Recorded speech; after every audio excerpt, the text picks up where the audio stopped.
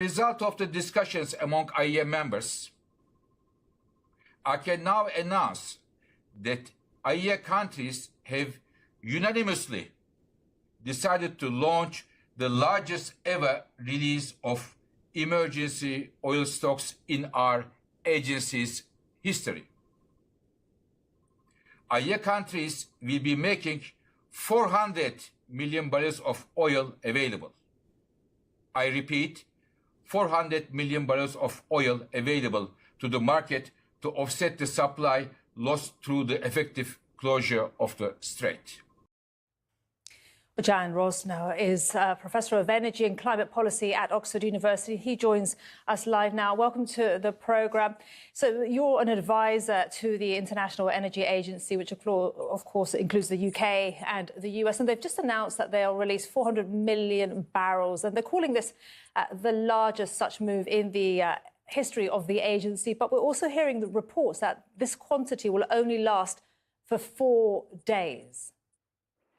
Yeah, it's a serious situation. And really what this demonstrates is how vulnerable we are, especially in countries that import a lot of fossil fuels, LNG, liquefied natural gas, but also oil from around the world. And this crisis just brought that back to the fore. And really, for me, it was a bit like a deja vu moment. When you go back in time, almost exactly 4 years, we've seen similar spikes in oil and gas prices. That, of course, was on the back of the invasion of Ukraine by Russia. And the move by the IEA today will help to calm markets somewhat. And we're seeing that.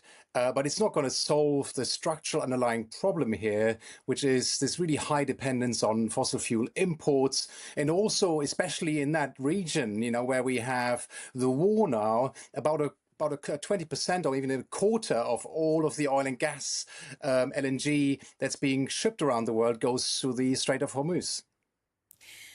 And why weren't we ready for this? This is the question we were discussing in the newsroom with colleagues. When we look at this announcement and we see what's happening in the Strait of Hormuz, there's been a war for the past 4 years with Ukraine and Russia, with so many issues with regards to energy security.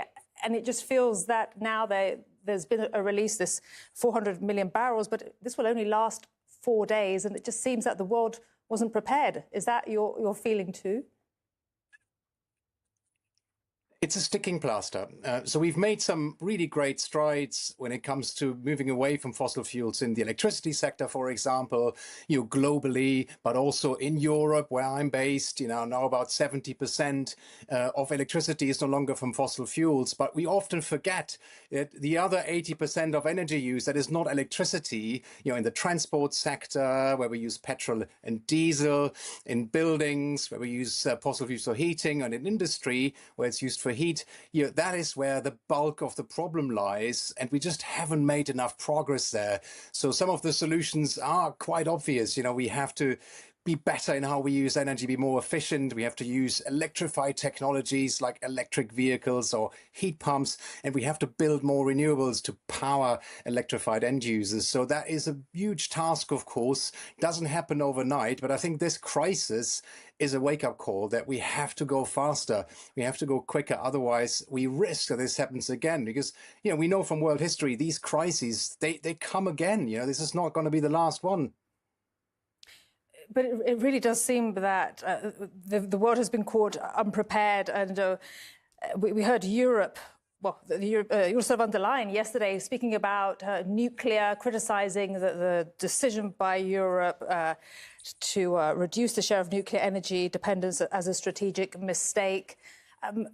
What do you think will happen with the European dependency?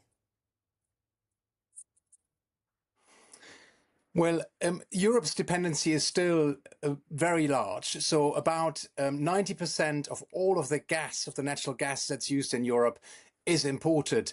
About 95% of all of the oil is imported. And I think this crisis just brings back into the discussion the question of how can we reduce that dependency? And Europe has limited resources. So Europe does not have, large oil and gas resources that it could utilize. And of course, we also have climate targets. We often forget that in the discussion. And if we're serious about those, we actually should move away from fossil fuels anyway.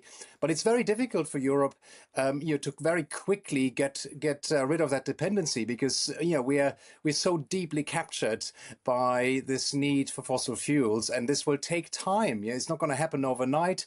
And the IEA's measures are exactly right, but they're going to be sticking plaster, and they're not structurally changing how we use energy and what we use it for. So I hope that Europe's leaders will get their act together and really look forward to change the current situation much more structurally and sustainably. And Jan, what about the US approach? We heard in the last hour the Interior Secretary saying that it's reasonable to expect that Venezuela could be a 4 million barrel oil a day contributor. So it really seems that is that another sticking plaster? How long would that last? Is that another 4 days, another 5 days? I can't give you the exact number of days, but it's certainly not, again, addressing the fundamentals. When we often, I think, when we look at crises like this, our immediate reaction is to sort of scramble and see whether we can find some more supply elsewhere. And then when prices come down again, we forget about the crises. We move on to another topic, which is, of course, exactly the point in time when you should plan for the future. When prices are relatively stable, not when you're in the crisis situation and we have an emergency. So these attempts of diversifying supply, they may help in the short term, but really they're not going to help to address the long-term problem, which is clearly that we're just using too much fossil fuel globally. And if we can address that, we can address many of these energy crises that are induced by conflicts like this one. We'll leave it there. Thank you very much indeed. Jan Rosenow speaking to us from Oxford. Really appreciate your time and your thoughts. Thank you.